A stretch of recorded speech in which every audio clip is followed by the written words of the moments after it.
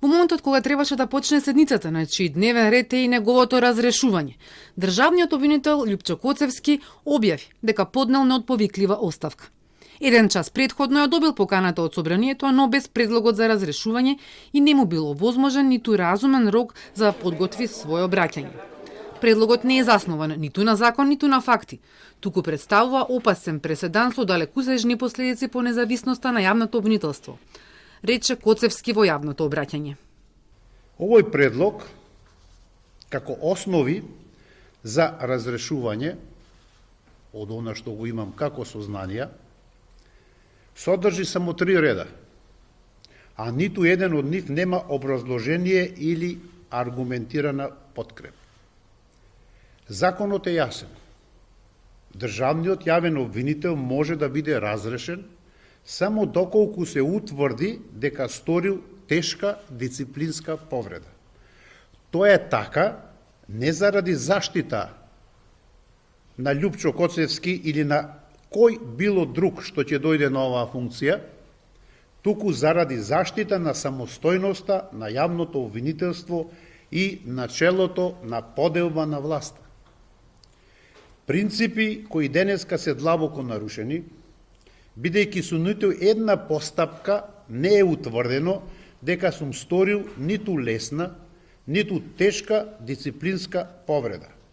А тоа, знаа и медиумите и јавноста, го потврди и Советот за јавните обвинители кој даде негативно мислење по предлогот на владата, како уставно и законски надлежен орган задолжен да ја штити независноста на јавното обвинителство. Од тука, самата постапка за моје разрешување е правно неиздржана. Коцевски посочи дека обвинителството под негова палка работело транспарентно и неселективно. Го истакна предметот за пожарот во Пулс, но и голем број предмети од висок јавен интерес за кои вели. Опфатени беа осомничени, блиски до различни политички и бизнис центри на моќ. Најголемата критика од последниот извештај на Европската комисија беа политичките притисоци врз правосудството, кои ни ја парализираат борбата со корупцијата.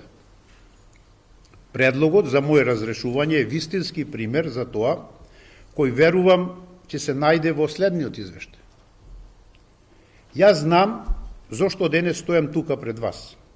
Тоа не е заради моје непрофесионално работење, тоа не е заради недостаток на резултати, туку затоа што како државен јавен обвинител отворено и јавно зборував за проблемите и за недостигот на ресурси, затоа што не се мешав во законското право на јавните обвинители на самостојно и независно одлучување. Убеден сум дека стојам тука пред вас и затоа што се зафатив со еден навистина значаен и тежок процес, прочистување на редовите на обвинителството. Коцевски вели работел честно и достоинствено и се заминува со гордо крената глава, но и со разочареност поради очигледното непочитување на принципите врз кои почива правната држава.